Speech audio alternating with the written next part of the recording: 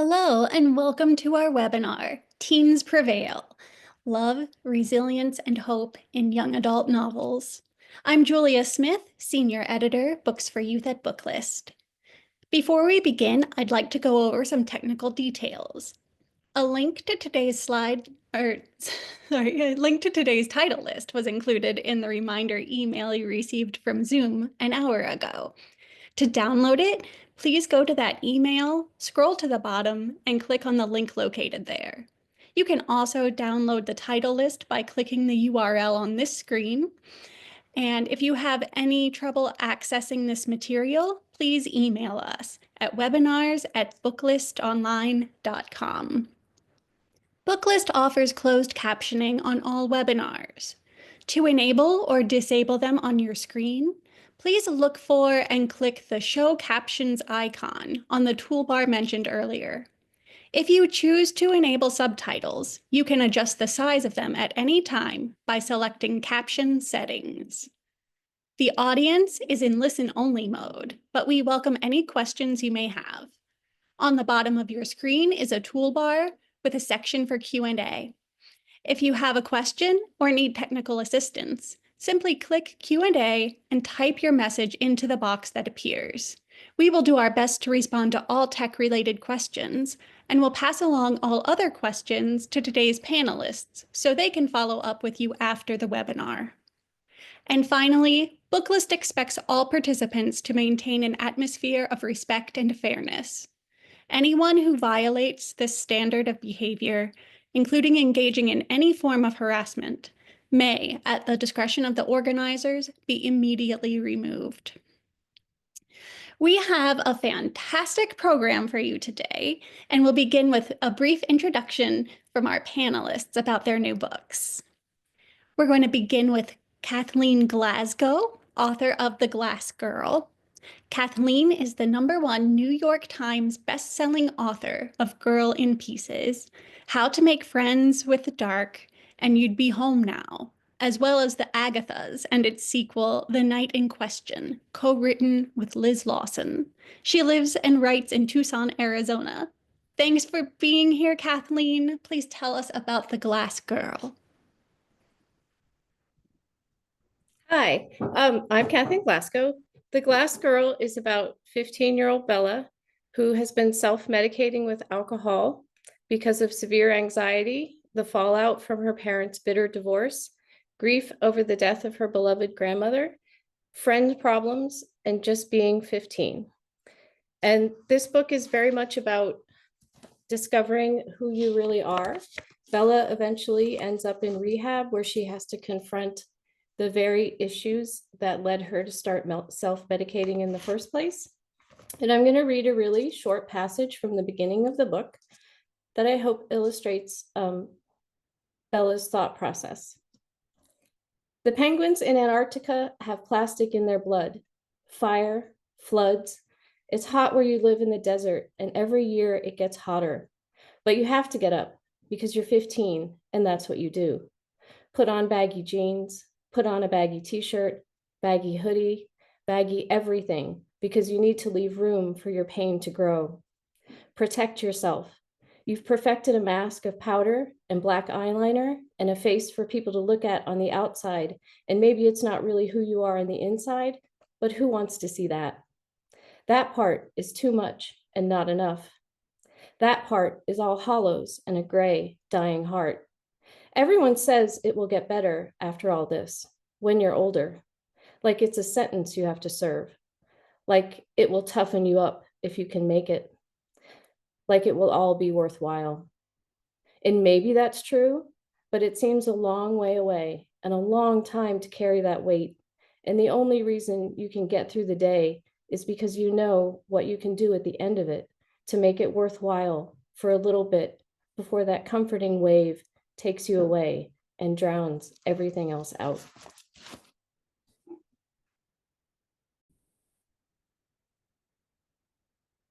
Thank you, Kathleen. Next up, we will be joined by Mahogany L. Browne, author of A Bird in the Air Means We Can Still Breathe. Mahogany, a Kennedy Center's Next 50 fellow, is a writer, playwright, organizer, and educator. Browne received fellowships from All Arts, Arts for Justice, Air Serenib, Baldwin for the Arts, Cave, Canham, Poets House, Mellon Research, Rauschenberg and Wesleyan University. Browne's books include Vinyl Moon, Chlorine Sky, optioned for Steppenwolf Theater, Black Girl Magic, and banned books Woke, A Young Poet's Call to Justice, and Woke Baby. Founder of the diverse lit initiative, Woke Baby Book Fair, Browne currently tours Chrome Valley, highlighted in Publishers Weekly and the New York Times, and is the 2024 Patterson Poetry Prize winner. Welcome, Mahogany. Tell us about A Bird in the Air Means We Can Still Breathe. Thank you for that beautiful welcome. I think I'll just read my small letter that I created for anyone reading the book and a small section from the book. If you're reading this, it means you are alive. When I was stricken with the first bout of COVID-19, third week of March 2020, I thought I wouldn't make it to tell this story. During my fever dreams, these voices seared within me, dancing behind my eyelids until the 11th day of being bedridden, when I finally found the energy and the words to share what I had been dreaming all along. It is no surprise this story centers the voices of young people. Everywhere I looked, I saw traditions forever changed, homecoming dances unattended, schoolyards eerily quiet, streets lined with refrigerated mortuaries, and the young people who seemingly would have endured the long-term impact of decisions made by the adults elected to protect them, sat by, calculating what amount of their future would be missed. I have a friend, Nikita Gill, who reminded me over a Sunday coffee catch-up, no one remembers to thank the young people, and I gasped. She's absolutely right. So this is a story of thankfulness, of gratitude, of compassion and empathy. It centers around stories of young people surviving COVID-19 in cities like New York City. A Bird in the Air Means We Can Still Breathe is a quilt of stories, poems, fables, and woes, circling the moment we all survived and are surviving. It is my great hope this book will serve as a blueprint for how we keep each other safe. And I'll read from Malachi Quinney's Part 2. The adults had it wrong. They thought it was a pandemic that we would all survive. Once it gets hotter, it'll be fine, they said. People started having picnics as the virus mutated and evolved. We thought we could evolve with it. Businesses opened outdoor seating where Black garbage cans once congregated, and repurposed sparkling water bottles held a fistful of dying flowers positioned in the center of their tables, becoming a brunch scene. People lined St. Mark's Place in the city where the road was so uneven we would pretend the potholes were booby traps, and we attempted to hop each unnatural divot with one foot on the pedal and one in the sky, prepared to make our spill the funniest thing we talked about on the ride back across the red faded bridge to Brooklyn. The mayor said, "Get ready for summer." The racist president said, "Summer will kill the virus." The governor said, "Be kind to each other and mask up." The medical doctor, who was older and frail looking, laughed at them all. He said, "It's a virus. It cannot be reasoned with." The adults had it all wrong. They thought they could laugh, swipe right, and play away. That we would all get it and some of us would be fine and most of us would get sick, and hopefully for those that could afford the medicine, the sick would heal. The virus said 50,000 dead, 135,000 sick. The virus said 110,000 dead, 1 million sick. The virus said 205,000 dead, 58 million sick. The virus said 500,000 dead in the United States, 102 million sick. The medical doctor, who was old and frail, looked sad. He looked like someone who didn't want to play the "I told you so" game. The virus had the last laugh. It kept on evolving without us. It would undo the majority of us first, those of us who survived the undoing, those of us who canceled our weekly brunch traditions, Those of us who refused to stay indoors began gathering outside for picnics and bench dates. Those of us who survived played with the dogs that weren't ours and let them nuzzle us like old friends. We found out what true longing looked like. Longing for a sky that wasn't streaked with smog, the air quality condensed like milk in sour dreams. Longing for crushes to crush back the week after next. Longing for hugs, longing for connection. It is a scientific fact that humans need 4 hugs a day to survive. Word to the world renowned therapist Dr. Satir and my middle school homework for that gym. So as the virus stretched out its limbs and put its bags down for a long stay, I took notice. We started talking to our plants. When they didn't talk back, we sang to the plants. And sometimes they danced in the air, sometimes they died anyway. They were always going to go, a voice in my head or on the TV said. We adopted pets. We crowned the pets with human names: Oliver, Patty, Kunta, Raheem. We made the fur babies our real babies, let them hold all the emotions of angst and fear in their furry paws, or placed our frightened hands to the wetness of their snout until we felt safe. We laughed with them while watching reruns of Living Single and Friends, Cheers, and Dick Van Dyke. There was nothing new on TV because no one was working. We were all waiting for the virus to get tired of feasting on our family members and loved ones. We were all waiting for the virus to die. We have been waiting for the world to go back to normal, but the virus is gluttonous. It ravaged over 2/3 of the globe and still no cure in sight. I read in the online newspaper, back when we still had Wi-Fi, that there were cases of the virus found live and living in birds and bats. In 2 weeks, we will have waited for 2 years for the virus to leave us alone. In 2 weeks, it will be a year since I last saw Mama.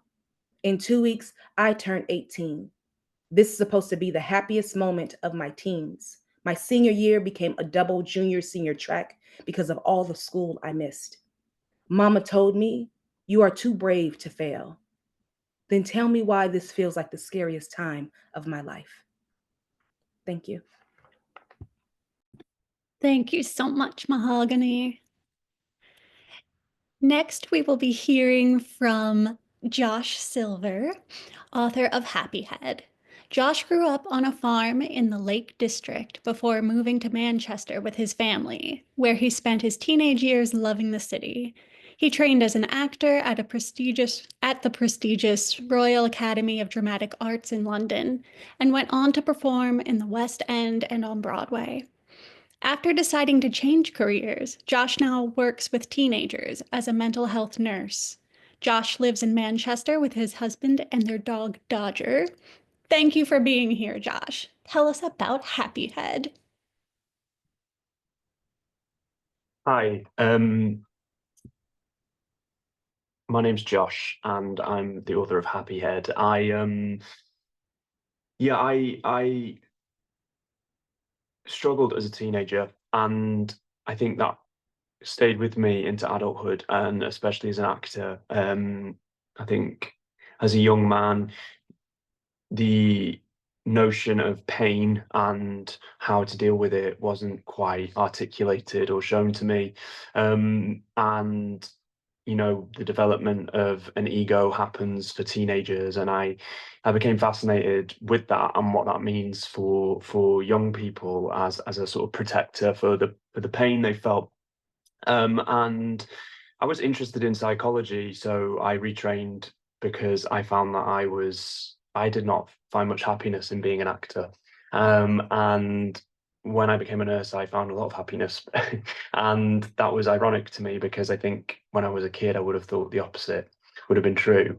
And I started working in the system here in the UK and started to notice quite a lot of problems, really. And it felt strange to feel complicit. I felt like I always say that if you're a young person and you need help to reach out, and the help will be there. But more can be done, more should be done. And I wanted to express my anger or frustration in some way, and I missed being creative. So I started writing this book. It's sort of a dystopian vision of what the mental health system could look like in the future. And it follows the story of a 17-year-old called Seb, who is unhappy and anxious and struggles with himself and others. And his parents don't know what to do with him, and he receives a letter through the post that says this: private and confidential, happy head, commitment, growth, gratitude. For the attention of Sebastian Seaton, congratulations. We are writing to inform you that you have been selected to participate in the HAPPYHEAD project as part of its inaugural intake. Based on the research of Dr. Eileen Stone and guided by world-leading professors, the HAPPYHEAD project is the first of its kind. This cutting-edge program will offer participants the opportunity to find enduring happiness. Completion of the program will unleash your full potential, equipping you with the tools you need for future success. You will be required to undertake a 13-day course of assessments, therapy, and closely monitored non-medical intervention. For the purposes of complete immersion, there will be no contact with family members or friends for the full 13 days. Access to devices and the internet will be prohibited until departure. We ask you to bring the following items: trainers, no laces, current necessary medication, one personal item of your choice that does not identify you but is meaningful to you. Place this item in the lockable box provided. The program will begin on the 1st of September and you'll be granted leave from school or college to attend. Arrive no later than 8 o'clock. Enclosed, please find a questionnaire, options for transportation to the facility, a pamphlet with further information, and a consent form for your parent or guardian. Please fill out the questionnaire with complete honesty. We look forward to welcoming you to HAPPYHEAD.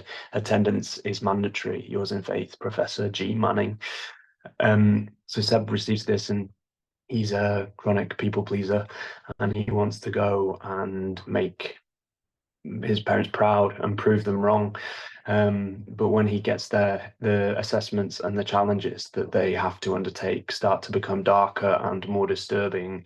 And what Seb ultimately realizes is that he finds himself in a predicament of trying to please the system that he is in to achieve happiness, or to follow who he is at his core, and be that person entirely. And that is his journey through the book. I'm incredibly grateful to be here. It's been a great journey. I'm actually at work right now on a break. Yeah, I'm really grateful. Thank you. Thank you, Josh. And now we'll hear from our final panelist, Nic Stone, author of Dear Manny. Hey, Nic is... Ben. Sorry, you're totally still giving an introduction. Go ahead. Sorry.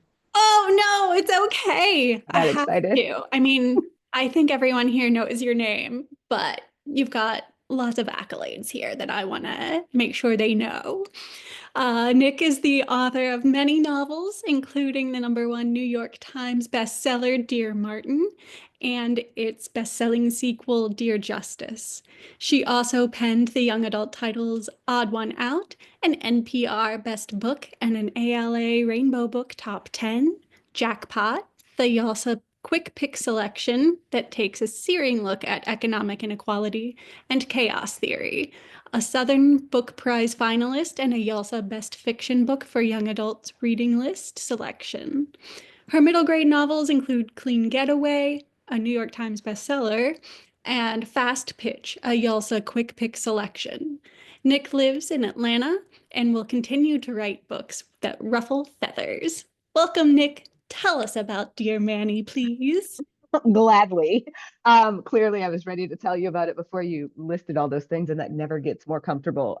So, long story short, Dear Martin and Dear Justice are books that I poured a lot of myself into, and they are also books that frequently get banned. I actually got the idea for Dear Manny in 2019, and this is shortly after Dear Martin was banned for the first time, but I didn't execute it until last year. And I just, we're in a really interesting time with regard to how we interact with each other.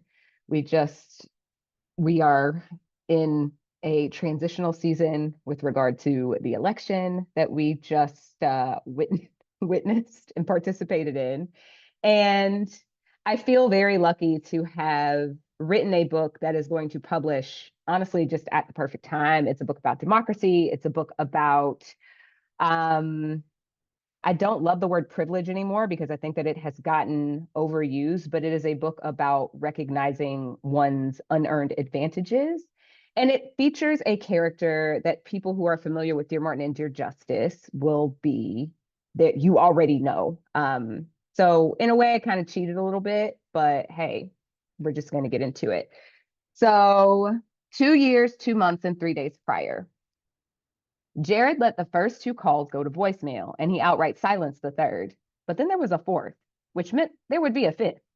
Blake Benson, one of Jared's closest friends since elementary school, though lately Jared had begun to wonder why, was nothing if not persistent. But Jared didn't want to talk. He was still too angry from the fight with his supposed best friend. He picked up anyway, if for no other reason than to tell Blake to stop calling. Dude, why aren't you answering my calls? Were the first words out of Blake's mouth. Because, of course, no matter what Blake had been calling about the first and second and third time, the fact that Jared hadn't picked up was now the most important thing. The word entitled ran through Jared's head. It had been spat at him with the force of a bullet by the one person Jared used to feel safe always being himself around. And if that hadn't hurt enough, the fist to the jaw that followed certainly had. Bro, Jared said into the receiver. The word felt strange to his ears, but he shook it off. I don't know what you want, but I'm really not in the mood. A boop in Jared's ear signaled another incoming call. He looked to see who it was and was so surprised by the name and photo on the screen, he couldn't do anything but stare. Sarah Jane Friedman had to be the person who hated Jared the most. Why would she be calling him? Hello, Earth to Christensen. Jared was glad he didn't have the phone to his ear now because Blake was yelling. Jared despised being yelled at. He got enough of it from his dad. Really, didn't need it from a friend. Sarah Jane's face popped up again. Dude, I'll call you back, Jared said into the receiver before tapping to answer the other call without waiting for a response. Hello? Jared? SJ sounded far more panicked than Jared was expressly comfortable with. I mean, that is who you called. The moment the words were out of his mouth, Jared wished he could snatch them back. He got snarky when nervous, a defensive tick from years of being bullied by a monster of an older brother. He never meant to sound like a condescending prick. That was another thing his ex-best friend had called him, but apparently his intentions didn't matter. I'd really like to hang up on you right now, but I'll take it from your typical asshole tone that you have no idea what's going on, which sucks on so many levels. That gave Jared pause. What's going on? The hell did that mean? What came out of Jared's mouth? Why does it suck? I didn't want to be the person to tell you. To tell me what? She didn't respond immediately, which created just enough time for panic like nothing Jared had ever felt before to spread through his midsection and up into his throat like viscous black smoke. There was a shooting, Jared, SJ began. And Jared knew what was coming. He could feel it. He'd seen the stories time and time again on social media and looked away. At a traffic light, SJ was saying, an off-duty cop. Something like static filled Jared's mind, and only 3 words cut through. Didn't make it. I gotta go, Jared said. My dad is calling me. And he hung up.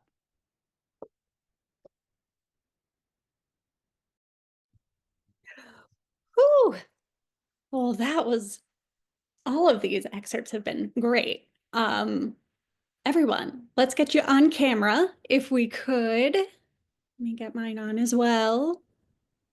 Here we are. Welcome, welcome. Thank you so much for all of that. Yeah, so let's just dive in here. We'll start a little bit with just the overarching theme of this webinar, which is hope, resilience, and love.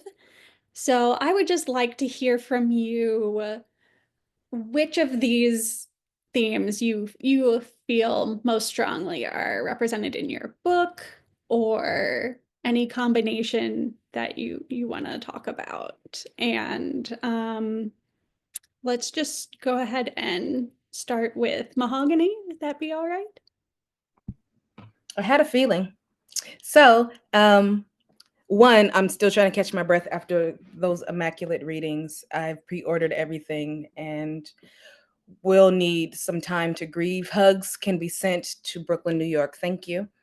I think A Bird in the Air Means We Can Still Breathe is touching on hope, resilience, and love, but definitely resilience. Thinking about the struggles of teens and families coping with isolation and grief and the challenges during the pandemic. I wanted to be mindful that it wasn't about hopelessness, but about naming the thing. I think our country gaslit a lot of our children into thinking, oh, everything's fine, just go back to being normal. And that's not, it's not fair, right? So I wanted to really highlight how resilience can be the buoyancy, and how communities can come together, and that is, you know, a form of love. Absolutely. So those two things they really resonate throughout the piece. Thank you. Kathleen, how about you? You know, I just want to say one of the nice things about seeing so many authors here and getting to hear their work is it reminds me why we write in the first place. Such passion and empathy for children's experiences. Like I really enjoyed listening to everyone's pieces, and their love for writing and their love for writing for children really comes through. And I appreciate that so much. The Glass Girl is about a lot of things, and there is some love and resilience and hope in there. But what I'm kind of hearing from everyone and their books that have in common with my book is the fact that your childhood and adolescence are fed to you, maybe as a form of gaslighting, to piggyback off of Mahogany, as what's supposed to be a time of happiness and resilience. And it's so often not, because you are at the whim of whatever adults tell you and whatever they want you to do and however they want you to feel. And that's really difficult, because you're having a lot of experiences for the very first time, like Bella with her parents' divorce or the death of her grandmother and feeling grief. And everyone is telling her, you'll get past it, or you'll get over it, or they don't even want to talk about it, like it doesn't exist. Like with the pandemic, we just said, well, you'll go to school online now.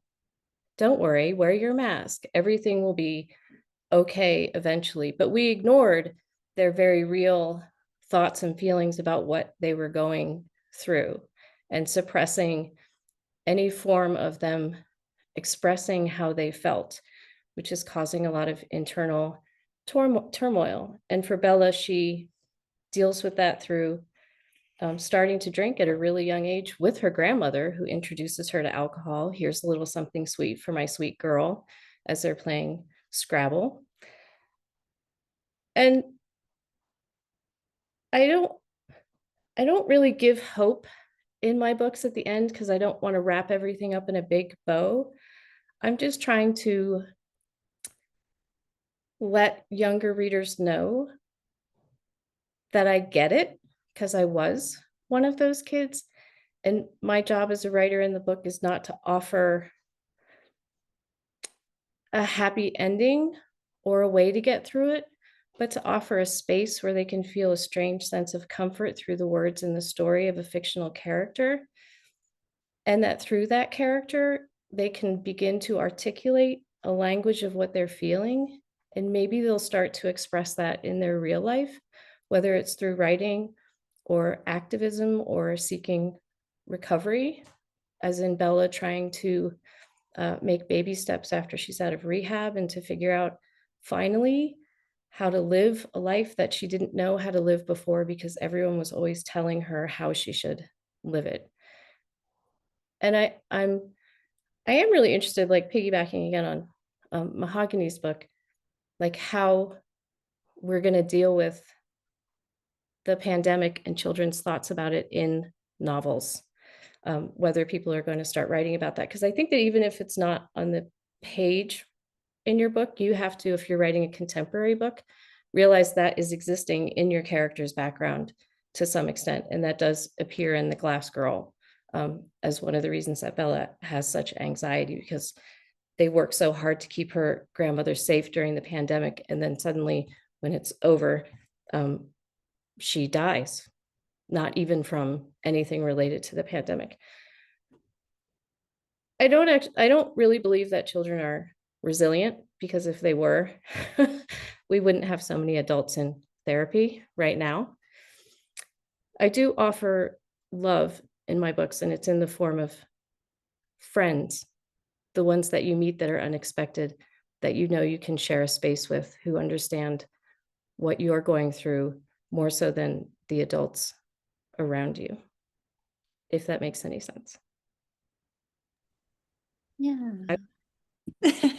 No, thank you. Josh, let's move to you.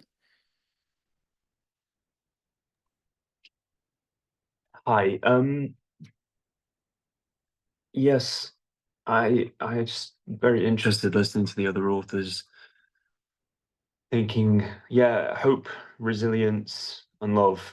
I mean, those words sound so great.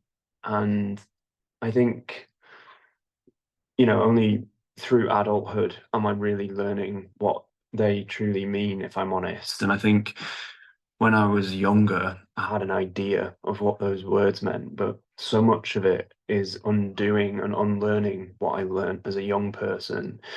And I do worry about what we feed our, the generation of teenagers and young adults that are coming up now, the way we receive our information and the way we are presented an idea of what happiness and love is.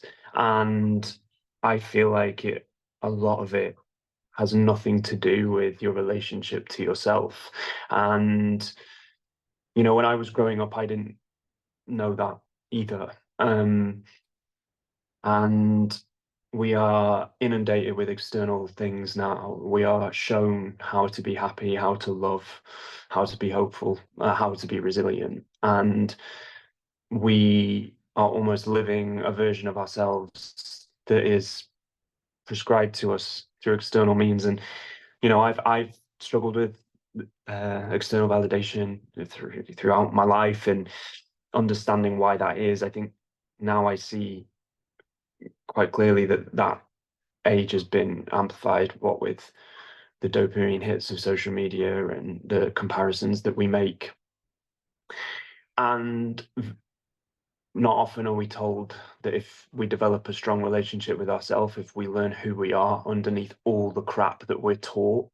And I think I'm talking as well from personal experience as a gay man who has written a gay lead character. When I was younger, I had no idea what it looked like to be gay, and I still don't really know what it looks like to be gay, because I'm fed a load of stuff on Instagram and social media and through music and art, but I've never been taught that you can look within and find that. Rather than, okay, now we're all putting on these kind of vests, and now we're all dancing in these clubs, and it's exhausting. It's an exhausting way to live. And I think Happyhead is a reflection of losing yourself to what other people want from you, or what you think other people want from you, and how exhausting it is, and that there's resilience and hope in looking within, and that there's calm and peace there, and that all things begin there, really. Maybe I'm just talking about my own journey, but that's where I wish I'd learned that at a younger age, rather than constantly fighting to impress everyone around me, and constantly fighting to be something and show people that I am something. It was exhausting, and it never made me happy. And yeah, now at this age, I'm learning that maybe that's not true, and that there's no end to it. So Happyhead, yeah, it explores those things, but it takes it to a dystopian level where people will go so far to prove themselves to others that they will do things that they actually don't, that they deny themselves or they abandon themselves in order to prove to people who they are, but that's not really who they are, and it doesn't end in happiness. Yes, that's me. Thank you. Nic. I'm so glad I'm getting to go after you, Josh, because like everything you just said is kind of the foundation of Dear Manny. And I also think, so for me, hope is probably the most prominent of the three themes that you mentioned. And it's largely based on what Josh said about people figuring out who they are. for me, it's not only the hope of coming to understand yourself, it's also the hope of recognizing that just because you don't fit a certain mold doesn't mean that there's something wrong with you, right? So with Dear Manny, it was really important for me to point out that like we're all constantly growing. We're all constantly faced with challenges. We're all constantly trying to become the person we want to be. And there is hope of reaching your goal with regard to the way that you want to move through the world. It's a book about values and learning how to stand firm in your values, even when you are opposed by other people. It's a book about recognizing the areas where you might be harmful to other people and deciding to address them. And it's really about being willing to stand up for the things that you believe in simply because you believe in them. And I think right now, kids are definitely, and grownups too, like we're definitely in need of some hope that we can get along with each other and we can get to spaces where people who look totally different and who maybe even voted totally differently can come to points of understanding so that we don't just kind of rip the world in multiple pieces. Absolutely.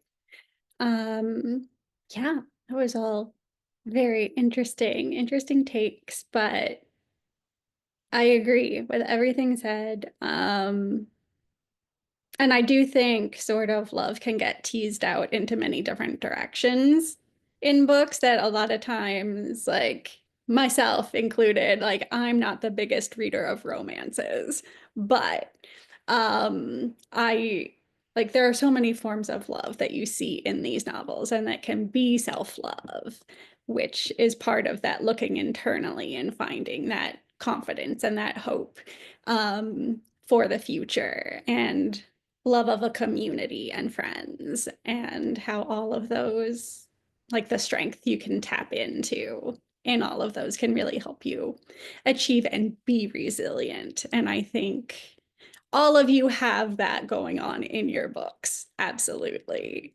So even if it wasn't like a conscious, like, I'm gonna make sure the teens know this, it's there. And I think that it is important for them to see different examples of this operating in life. And you all do that so well. So I did want to touch on sort of the experience of being a teen, because like I think back to when I was a teenager and, you know, I have my memories. I had a pretty tame adolescence. I was like the homebody nerd. So I was happy to be home and do my homework. But it's just like so emotionally charged. You feel everything so much. And I don't know, I didn't keep a journal or anything. And so I was wondering, like, how do you all remember that and like get it so well into your books? And is it your own experiences or is it people you're interacting with in your daily life now? Yeah, anyone wants to jump in? I'll just go. um, I think because I work with young people, I have access to those youthful memories of my own.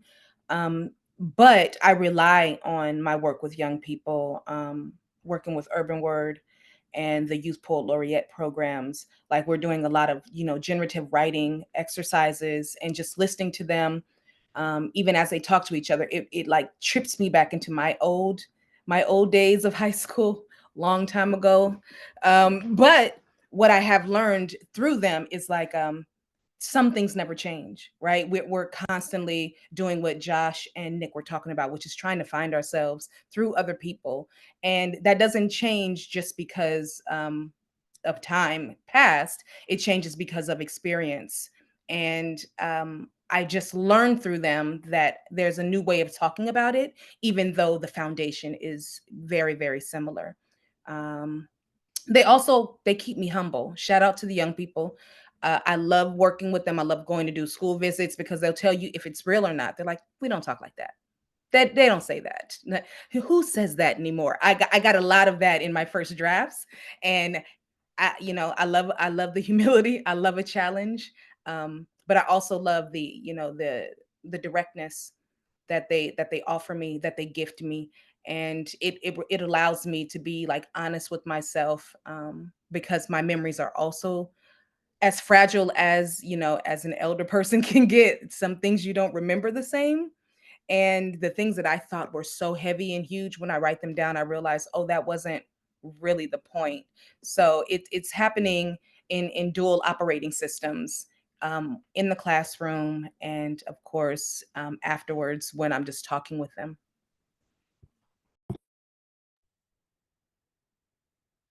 Great. I'll add to that. I was thinking about what Kathleen said as well, about so many adults are in therapy now. Maybe not enough, certainly not enough. The way I see it now is, yeah, I work with young people as well, but I don't know about you guys who work with young people. I'm like, you're going to turn into the adults that I know and the adult that I am. And I've had to undo so much, or relearn or reparent so much about my belief system, about myself and about the world. And it's terrifying, actually, when you think about what these young people will have to unlearn or relearn or reteach to themselves, because I believe that this external pressure is growing and growing and growing and becoming even more insidious. But I look at my friends my age, and now I think, if you've look, I feel like I'm gonna sound like a self-help book, but if you've been through pain or you've dealt with something that's very painful, you kind of have a few options. You either act out and deal with it in a way that you've learned your behaviors, or you look at yourself and you understand why it's happening, and it can be a gift. And I feel like as a society, there's so much healing to do.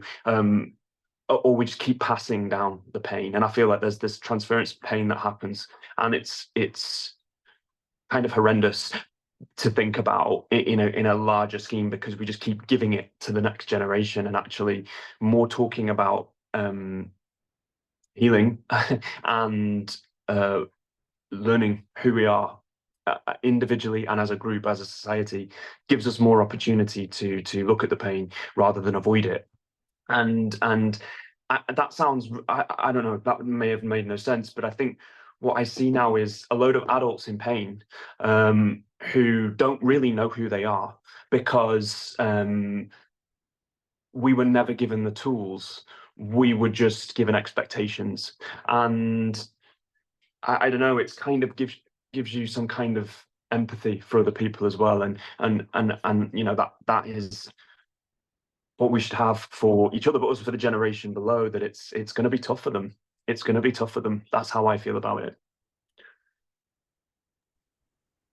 I love that so much. I think we're supposed to be best friends, Josh. You say a lot of very smart things that I completely agree with. I think also for me, it has to do with remembering what it felt like to be young and to have adults treating me like I didn't know what the hell I was talking about. And like, I don't want to ever be that adult. Like, as a person who, like most of us here, also works with teens, I know what it felt like to be dismissed. I know what it felt like to be treated like my concerns weren't legitimate. I know what it felt like to be treated like I was blowing something out of proportion just because I felt things on a very, and still do feel things on a very intensive level. So for me, it's really about making sure to unpack any shame that I have around me just being a person at an age when people that age are doing the things that I was doing and being shamed for it by adults.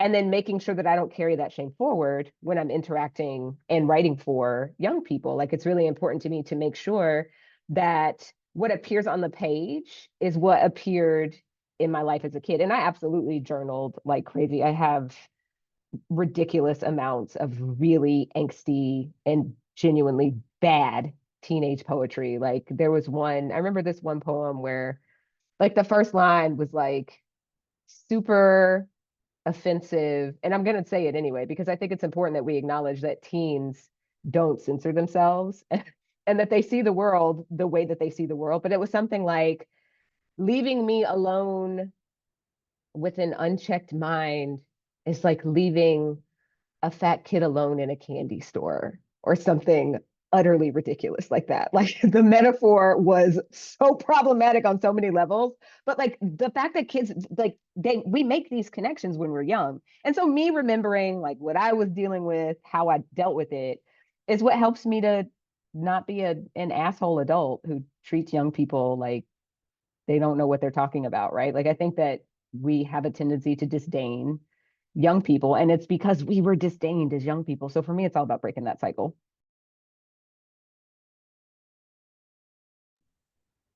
I don't know that I can follow up any of these brilliant thoughts. I'm sorry that I'm going last on this. I think that the level of authenticity when we're writing for teens is that we had these experiences and we remember what it felt like, as Nic said, to feel disdain from those around us for being the very thing that we're supposed to be, which is unformed, undeveloped, uninformed, but yearning for experience and yearning for new things and yearning to figure out who we can be. And I think that one of the things that trips kids up is that, again, it's adults who don't want to remember the messes that they were as teenagers, because even they're coming from, most of them are coming from a good space of, I don't want you to feel the way I felt as a teenager.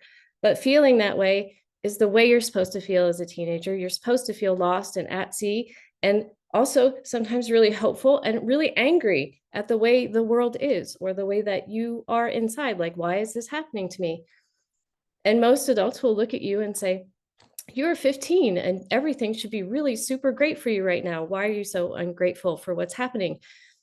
And what they should really be saying is, tell me what's going on. I just want to listen to you, and no one is listening to you. They have this list of things that you're supposed to do, like you get your grades and have the good friends and don't do this and don't do that, and then apply to college, and then you'll do this, and this is how your life is going to go.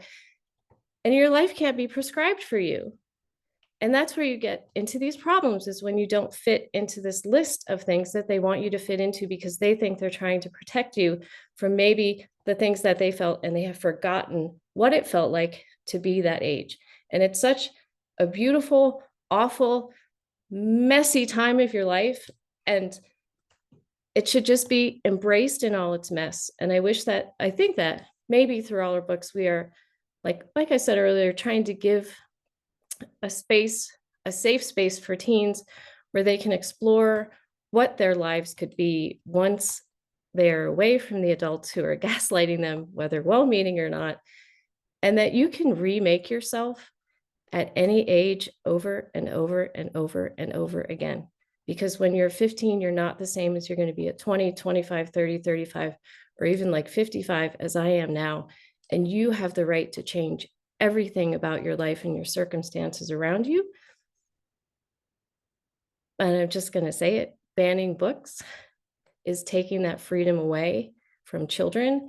These are books. And if you want to protect children, I can think of so many more ways that you can protect them than taking away their right to read and their right to dream and hope and feel safe in these places and see themselves and their experiences on the page.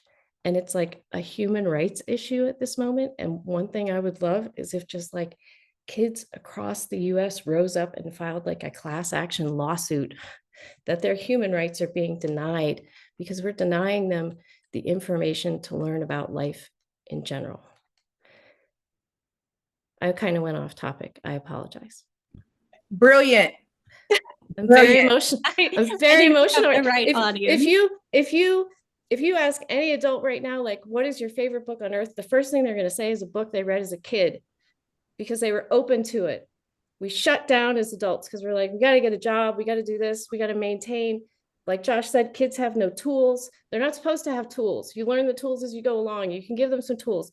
But by God, a book is a great tool. Books are great tools for them to figure stuff out without being told to shut up and sit down, right? Some of them, a book is all they have to keep going because they're thinking, my God, that person is me. And if I can just last 3 more years where I am, I'm out. And I can find the people who will be my people. You haven't met everyone who's going to love you yet. And we're taking away that like hope for kids that they'll find that space. Maybe that's the resilience I was talking about, or the hope. There it is. It's there. And yeah, I mean, thank you for that. That was really beautifully said. I wanted to talk a little bit about how there has been, this has always been a theme in children's lit and YA, but we've been noticing at Booklist anyway, more books coming in where kids are like very much shouldering the adult responsibilities in their life. They're stepping into their parents' roles for a variety of reasons. And I was seeing that for sure in your books. And yes, and Mahogany, you even said like right out in your book, like, why don't adults listen to us? And yet we're asking them to do all of these things to keep life going where they should just be being kids. I would just like to see what you all think about that. If you wrote about it, like what are you wanting your readers to sort of see in those stories and get from them if they're in a position like that? I think for lots of us when we were kids, we felt like being an adult was like knowing everything. So having fixed views and being rigid in what you knew. And what that prevents kids doing is feeling like into adulthood you can explore and shift and change your points of view and learn and grow. You feel like you have to know. Being adulted at a young age stops you from being the word I'm looking for is like inquisitive and curious. And so basically you have to learn set things very quickly because we feel like we have to do that. We feel like that's what the adults in our life have. When I was a kid, the adults around me would not often say, I don't know the answer to that. Maybe we could figure that out. I'm not quite sure. At school, it was like, this is the right answer. That's the right answer. My parents had a similar, they're amazing people, but it's similar because they're trying to show that they're together. But actually, it stops us from knowing that we, being fixed and rigid stops growth. That's what I think. Does that make sense? Yeah, that definitely makes sense. Okay, good.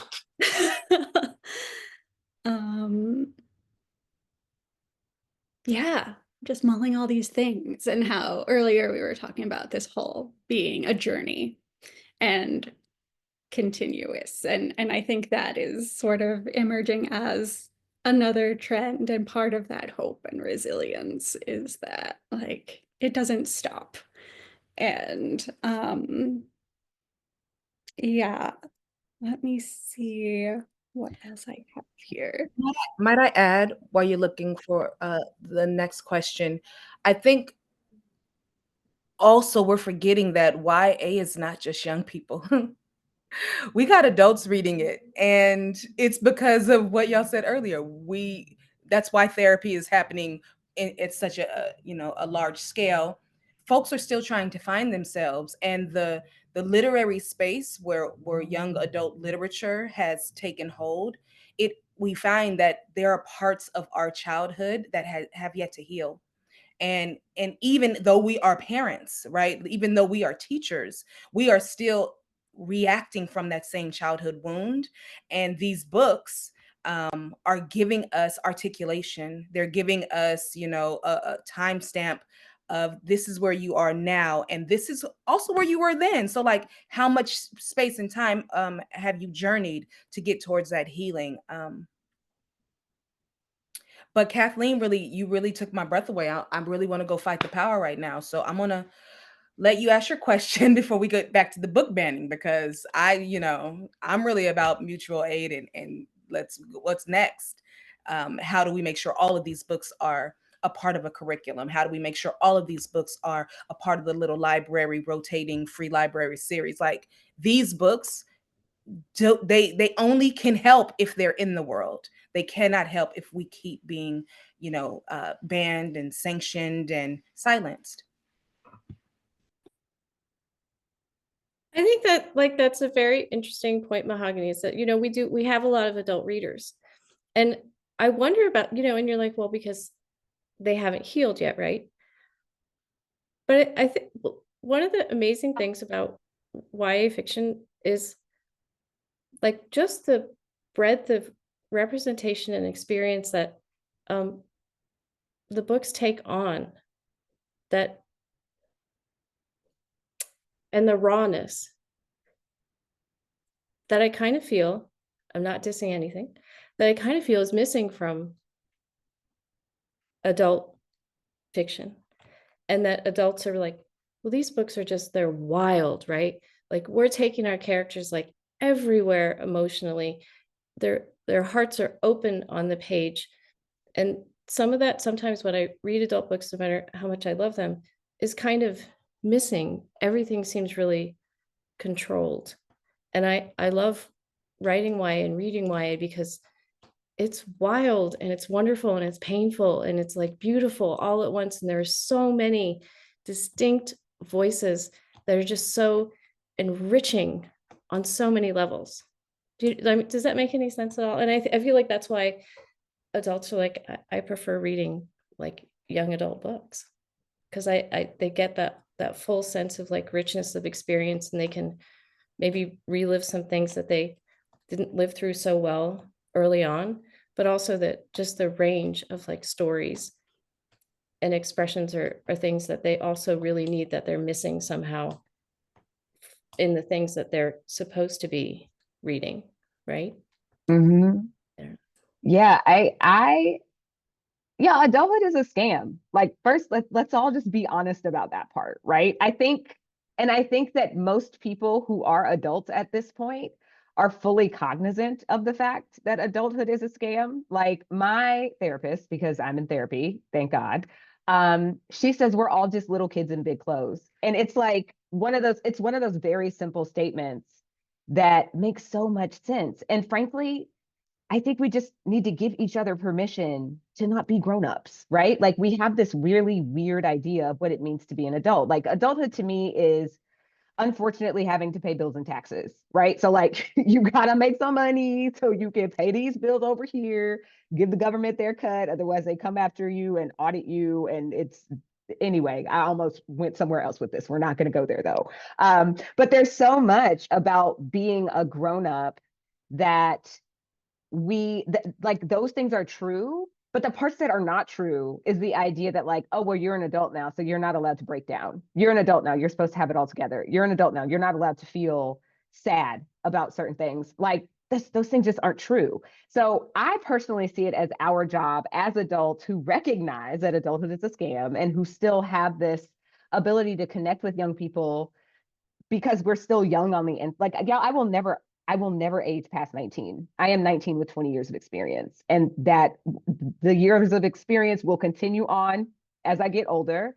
And it's holding on to that where I'm able to interact with other grown people and be like, yo, it's okay that you're still sad about your best friend moving away when you were 6, right? Like, we have to give each other permission to just be people. And I think that's what our books are doing. I hope.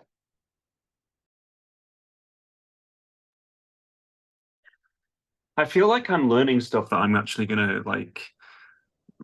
This is really like a bit like therapy as well, because for me, it's like, yeah, I feel like adulthood is a scam, and you realize it when you've tried adulting and you just realize it's really difficult and painful, and you just try and squash all that down because you're like, whoa, I guess everyone else is doing this, pushing all the pain away or somehow dealing with it better than me. But then when you get on a level with someone and you get rid of all that like ego or whatever it is that makes us think we have to present it a certain way, and then you connect with people because you're like, no, this is hard, this is tough. And I do feel like that 19-year-old. I do. And I think that's why that time in my life is so, it's so sort of like defined in my memory, because it stayed with me through adulthood, because there's a part of me that is still has not like grown up. But I think, like Nic said, what even is growing up really? Like, what is it?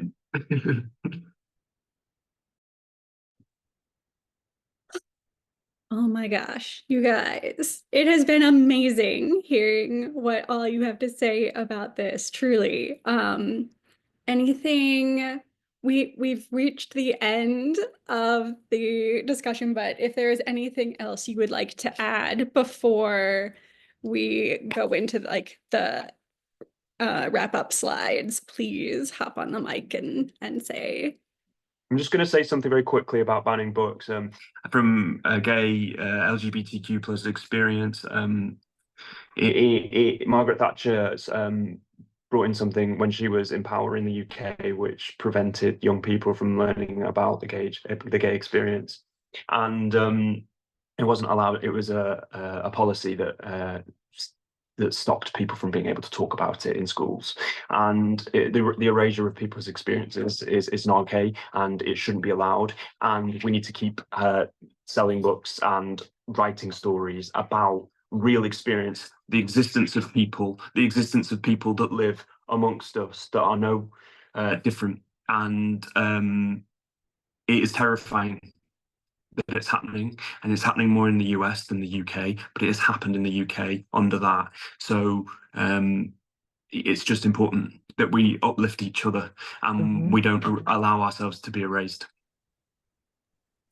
I'll just add to that you cannot claim to be protecting children when you are actively trying to erase their existence, as Josh said.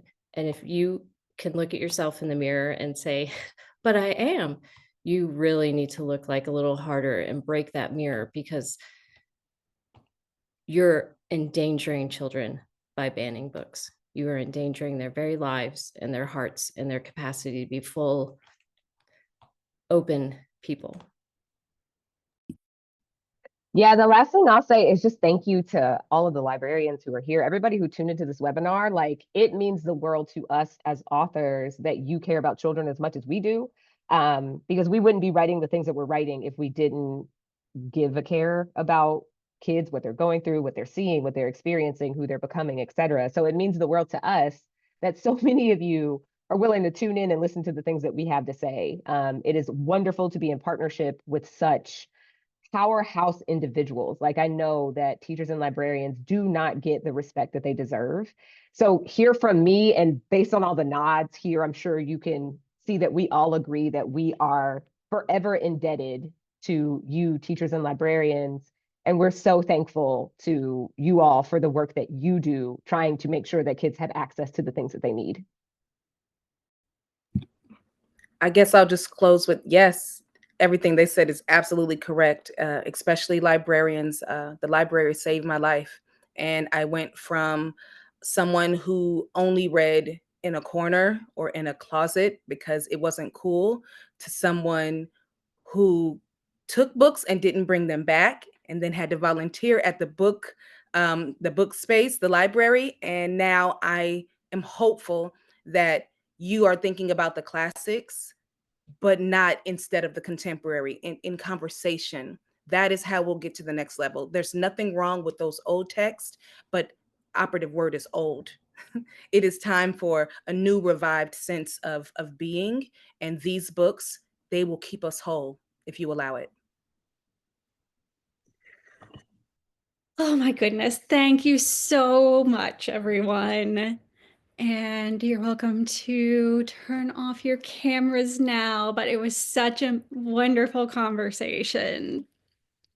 Tomorrow, all attendees will receive an email containing links to today's video recording, title list, and a certificate of completion. For more about Booklist webinars, be sure to visit booklistonline.com/webinars, where you can view archives of past webinars and register for upcoming ones, like those you see here. Thank you for joining us for today's webinar. A huge thank you to our guests and our sponsor, Random House Children's Books. This concludes today's webinar. See you next time.